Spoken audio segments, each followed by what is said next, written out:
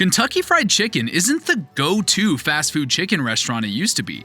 The Colonel, Harland Sanders, who started KFC, has seen what was once one of the best ideas to come out of Kentucky and once a widespread business decline over the years. The story of how Colonel Sanders started KFC, why he hates KFC, and why KFC sued Colonel Sanders is very dramatic. But we will try to determine the main reasons for their popularity decline. Kentucky Fried Chicken is one of the most well-known American brands. For decades, families from all over the country have gathered around the dinner table to share a bucket of the original recipe with mashed potatoes, gravy, and biscuits. I'm sure I'm not the only one who has good memories like that. They used to be the best example of a successful fast food chain. Other chains would consider themselves lucky if they could copy some of KFC's magic. That sounds strange now, because that's not the case anymore. They're not as popular as they used to be. They don't seem as well liked, and their finances have been going downhill. The easiest way to show this might be to look at a number of their US locations, which have been steadily going down for a long time. It's hard to say when KFC was at its best. If you're talking about the highest sales or most locations, it would be around 2004. If you're talking about market share, it would be around the 1970s. If you're talking about quality or customer satisfaction, it might have been when the Colonel was still in charge before 1964. It's one of the biggest stories in fast food, and there's a lot to look at. Today, I will talk about how KFC has changed over the years, focusing on the different owners and the 5 most significant reasons for their decline. Colonel Sanders was the first owner of Kentucky Fried Chicken. He was a fascinating man who had an exciting life. He learned how to cook when he was 6 years old because his father died, and his mother had to work all the time to support the family. Harland, as he was known back then, had to cook for his 2 younger siblings. When he was 12, his new stepfather didn't like him, so he dropped out of school and went to work. In 1929, he opened a gas station in Kentucky and turned a storage room into a place to eat. He served chicken, vegetables, and biscuits. The food was a hit, so the following year when he turned 40, he opened a 142-seat restaurant/motel nearby. This was the start of the business that became Kentucky Fried Chicken. In the 1950s, he focused almost entirely on expanding the idea by franchising. In 1952, he opened the first franchise in Utah, and 4 years later, he went on the road full-time to try to convince people all over the country to open their own KFC restaurants. These potential franchisees were drawn to the restaurant's recognizable red and white stripe theme, his signature recipe with 11 herbs and spices, and his branding, which included his unique appearance. At this point, he is more well-known than the restaurants themselves. This is a simplified version of how he grew the chain to over 600 locations before selling it all in 1964. That year, a group of investors bought the company for $2 million and promised Colonel Sanders a $40,000 a year salary if he continued to be the face of the company and make public appearances to get people excited about the brand.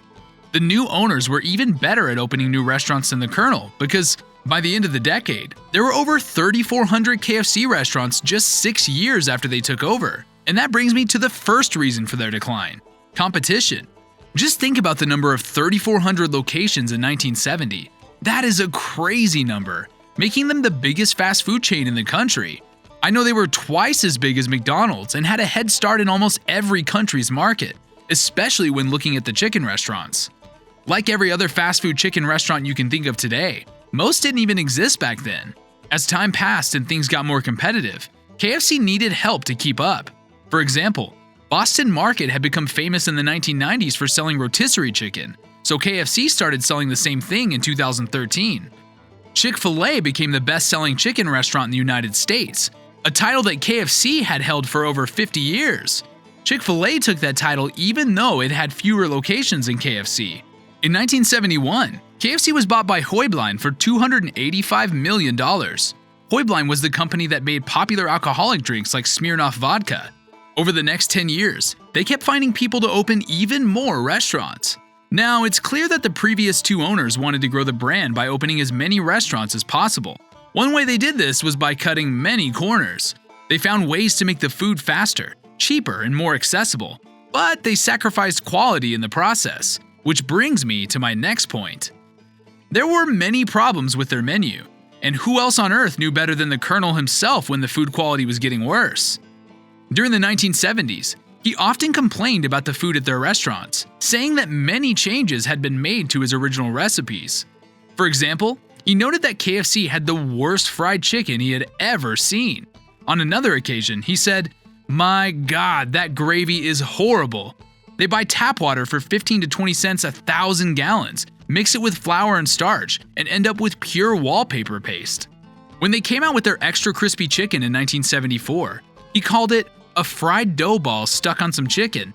KFC even tried to sue him for these comments, but they failed. So it's clear that some changes were made to the menu. Another big problem with their menu was that they tried to move away from fried chicken and focus on other things like spare ribs and roast beef. In the late 1960s, they even tried to start a separate chain of restaurants called Kentucky Roast Beef, which had quite a few locations before closing. To finish off the list of owners, in 1982, R.J. Reynolds, the biggest cigarette company in the United States, bought KFC and the rest of Heublein. They had also bought Del Monte 3 years earlier and would buy Nabisco 3 years later. But after only 4 years, they sold KFC to Pepsi for $850 million. This deal made sense for several reasons, but mainly because Pepsi had already bought Pizza Hut and Taco Bell. KFC used to sell Coke products, but after Pepsi bought them out, they switched to Pepsi products, which ties in with their menu problems. Taco Bell and Pizza Hut were known for creating successful new menu items, so they would do the same for KFC when Pepsi took over. They put millions of dollars into a new complex just for KFC, but it seemed to pay off differently than they had hoped. Instead, they put out a lot of failed products around that time, and by 1990 they were at the end of the list. All the restaurants that Pepsi owned were spun off into a publicly traded company called Tricon, later renamed Yum Brands. Tricon bought and sold other fast food concepts and even tried co-branding many of them under the same building, but KFC remains today. Were you enjoying the KFC story so far? There's still more, but if you like the story, don't forget to subscribe and like our channel. You won't believe what happens next. So, back to my list. A big part of their problems has been their marketing. When Colonel Sanders died in 1980 at the age of 90, they lost their spokesperson. Honestly, I don't know of any brand with someone more closely associated than KFC and Colonel Sanders. I think of them together, and I'm trying to figure out what they're trying to do here. Different campaigns have been less catchy and compelling. In the 1990s, they wanted to bring them back as cartoons, and more recently, celebrities dressed up as him. That one was part of a $185 million investment. In 2015, the company wanted to breathe new life into the brand. The Colonel was first played by comedian Darrell Hammond, who thought he would be the spokesperson for a long time. He was replaced by Norm Macdonald, Jim Gaffigan, Reba McEntire, and many others. It's a little controversial and could be seen as rude. It might have brought more attention to the brand, but I need to see numbers that show it's been all that effective. In 2009, KFC's grilled chicken was a hit, but they could have marketed it better. They sent a letter to the UN asking them to recognize a country called Grilled Nation, which comprised of 60 million people who ate their new product. They also sent someone dressed as Colonel Sanders to the UN building, who somehow got into restricted areas and shook hands with some important people. There was another marketing fiasco also involving grilled chicken. Oprah Winfrey promoted a deal on her show where people could download a coupon for a free meal. But too many people showed up, so the wait times were too long and they couldn't honor all the coupons. This was more bad publicity for KFC. Another reason they lost popularity is that they could be healthier, and Kentucky Fried Chicken is considered one of the least healthy restaurants. People have become more health conscious over time, especially compared to when they were the most popular restaurant in the 1970s, and that has yet to be good for business. I mean, the word fried is in their name.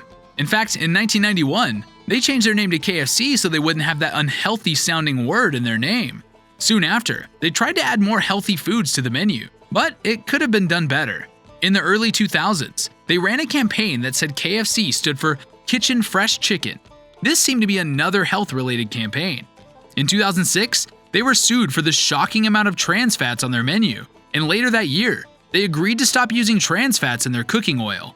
In 2010, the Double Down sandwich had fried chicken instead of a bun, which was made fun of because it was unhealthy.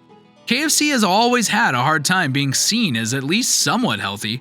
The last reason on my list is a collection of smaller ones, so I'll call it their reputation. At this point, KFC doesn't have a good reputation, and they have a history of bad relationships with their franchisees, and animal rights groups are constantly criticizing them. they need to catch up whenever they renovate or update their restaurants. People have said bad things about their customer service, which is especially bad because their biggest competitor, Chick-fil-A, is known for having excellent customer service. When they changed the name to the initials in 1991, it started a massive rumor that they had to do something genetically to the chickens and couldn't legally call the new creature a chicken. This isn't true, but the talk has been going on for about 30 years. So, there you go. These are the main reasons why KFC is smaller and more well-known than it used to be.